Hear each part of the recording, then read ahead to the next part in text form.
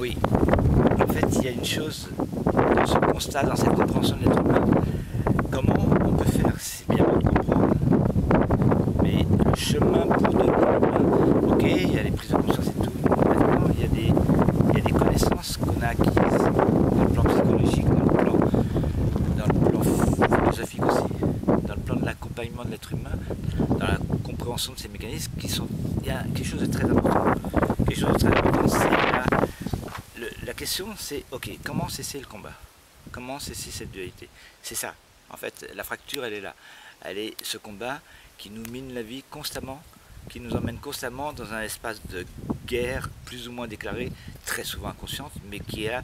On est sur la défensive, on garde notre truc, on ferme nos maisons à clé, on ferme nos trucs à clé, on est structuré dans nos pensées, on pense ceci, on va évoluer un petit peu, on va s'ouvrir un petit peu, on va et surtout, voilà, on est dans c'est vachement important de comprendre à quel point on est prisonnier de tout ça. Ok, mais comment sortir de ces prisons?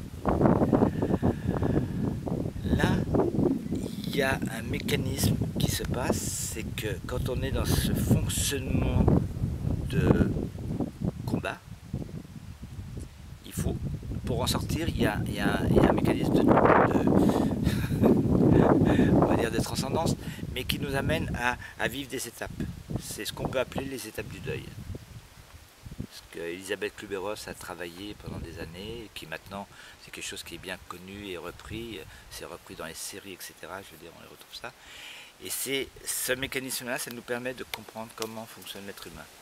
Quand il doit quitter quelque chose, quand il se retrouve face à un passage, il va rencontrer ces étapes qui ont été définies dans le déni, la révolte, mais la révolte qui peut être très très destructrice, très violente.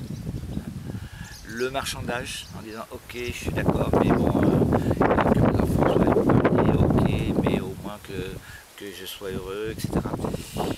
Et la phase la plus extraordinaire, la plus dure peut-être, la dépression. Et c'est seulement à la fin de ce chemin, dans ces étapes, chacun va le vivre en fonction de ce qu'il vit, dans des formes plus ou moins aiguës, plus ou moins appropriées, plus ou moins occultées, plus ou moins refoulées, qu'on peut arriver à cette étape fondamentale de l'acceptation. Et accepter quoi? Accepter l'être humain, c'est-à-dire accepter, comme disait Ethel Soon, cette jeune femme qui est morte à Auschwitz, qui a écrit un journal fantastique, Une vie bouleversée. La vie et la mort. Elle dit la vie et la mort, le jasmin qui fleurit et les atrocités sans nombre, et elle sait de quoi elle parle, puisqu'elle est vraiment, c'est en 42-43 en Hollande, et après elle se retrouve à Westbrook, et après elle se retrouve à Auschwitz. Et elle continue, et elle dit tout est en moi.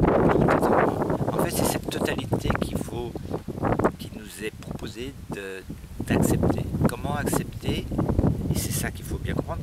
Comment peut-on accepter quelque chose qui est totalement inacceptable, intolérable, insensé, impardonnable? Et là, on se retrouve au cœur de notre histoire. Cette histoire qui est faite que on a beau essayer, on a beau vouloir, il y a quelque chose qui crie, qui est déchiré en nous. Et là, c'est quoi? Comment cesser ce combat? Comment sortir de ça? Il y a quelque chose de magique, ça s'appelle l'accueil. Accueillir, pas accepter ce que je ne peux pas accepter, puisque je ne peux pas l'accepter, mais juste accueillir ce qui est dans l'instant. Et c'est ce que vont dire plein de psychologues, plein de grands maîtres spirituels, etc. Rentrer dans le ici et maintenant, accueillir ce qui est. Mais accueillir, on peut le faire. L'accueillir, c'est quoi? C'est une présence qui est consciente et aimante, bienveillante, on va dire.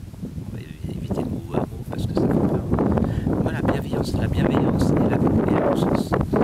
Et juste, pas à pas, accueillir. Et donc, ça, c'est un chemin. C'est possible d'accueillir. Le mot inaccueillable n'existe pas, c'est pas vrai. Inacceptable, oui. Mais inaccueillable, je peux toujours quelque part m'accepter dans mon déni. Je peux m'accepter, donc m'accueillir, hein, dans ma révolte. Je peux m'accueillir dans ma dépression. C'est très difficile quand on est là-dedans. Mais en même temps, il y a une partie de moi qui me dit ok, je suis là, je suis dans cette étape-là, je m'accueille là-dedans, en sachant que le chemin là, c'est un chemin qui dépasse l'entendement, le chemin de maturation, allez, on va sortir un grand mot alchimique, de la vie. Et c'est quelque chose qui nous dépasse, on parle du mystère, c'est complètement, c'est au-delà de toute compréhension, sauf que ça marche, ça fonctionne, ça se vit. On le vit tous, on a tous vécu. À un moment donné, il y a quelque chose qui lâche. Mais pas lâche parce que je suis un lâche, et le lâche qui a perdu le combat, qui est la honte, etc. Donc quelque chose qui tombe, surrender, ce truc, un lâcher prise complet, qui fait que c'est bon, je veux dire, il n'y a plus de problème. Et j'ai même eu à dire, il n'y a même pas de solution, parce qu'il n'y a pas de problème en fait. Le problème, il vient d'une cristallisation liée avec cette peur, avec cette culpabilité, avec cette vengeance qui est en nous. Parce qu'il y a ce truc-là, qui peut dire qu'il n'en veut pas quelque part à la vie. Je veux dire. Il y a bien des choses qui sont en nous, qui crient la déchirure, et là qui appellent une seule chose, présence et mort, l'ego. On parle de l'ego, mais l'ego c'est le truc à abattre, à tuer, etc. Mais c'est avant tout quelque chose à aimer, à rentrer à l'intérieur, à voir, écouter la blessure qui est à l'intérieur petit à petit et juste lui amener cette présence d'amour et de conscience. Et là, voilà, c'est tout, ça se fait, c'est simple, c'est basique, c'est des évidences, et il n'y a qu'une seule chose à faire, c'est le vivre. Le titre du livre, donc, c'est l'annonciation de l'être humain. Mais la clé du livre, c'est la première page en dehors du titre, c'est « Je suis un être humain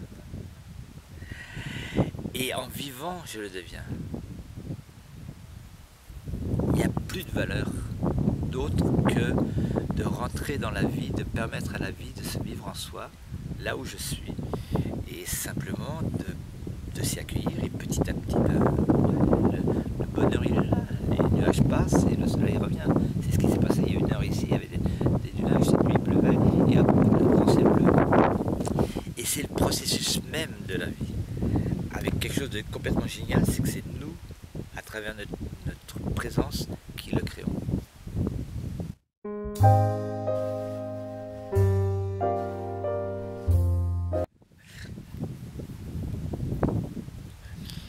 Peut-être simplement que faire confiance à la vie, et donc de vivre les choses. Et que petit à petit, si on s'amuse à prendre du recul sur sa propre vie, je l'ai fait à des moments de ma vie, c'était énorme, mais je suis sûr que toute personne peut le faire. À un moment donné, avec un minimum de recul, on va se rendre compte que, comme par hasard, je me suis retrouvé à tel endroit pour vivre telle situation, qui a été souvent à l'époque, qui a pu être très très dur, mais qui m'a permis d'ouvrir des portes, de m'amener quelque part où jamais je serais allé. Il y a une intelligence intérieure, une intelligence avec un grand I majuscule, c'est même pas I majuscule. Quand on voit l'infinie perfection, subtilité du mécanisme de la vie, du vivant, que ce soit dans tous les plans, dans tous les règles, je veux dire, on voit comment la physiologie, la biologie, tout ça, ça marche. C'est d'une subtilité, d'une perfection phénoménale.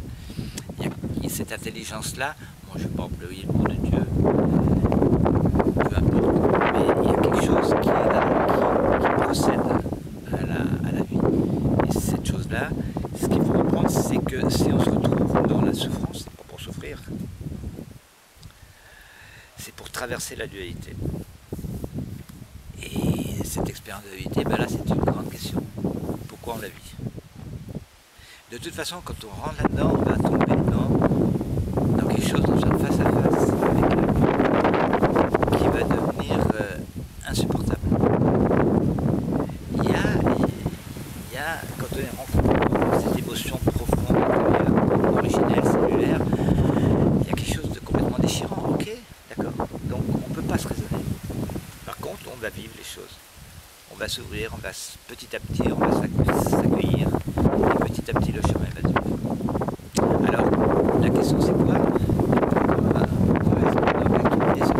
C'était d'être originel, et pour arriver à vivre vivre autant de souffrance sur la terre. C'est intéressant de se poser la question. Mais pour rester dedans, il y a Hélène Bourbeau qui a écrit une phrase dans son livre Leçon. Faisons le pari de notre capacité, je ne cite pas mot à mot, notre capacité à créer le paradis. Hein? Dans cette existence qui est la nôtre, très mystérieuse ça, mais pourquoi on ne se donnerait pas les moyens de créer? Et là, pour moi, c'est très simple. On revient à des choses basiques, complètement évidentes, élémentaires. Pourquoi pas répondre à cet appel intérieur d'être pleinement humain?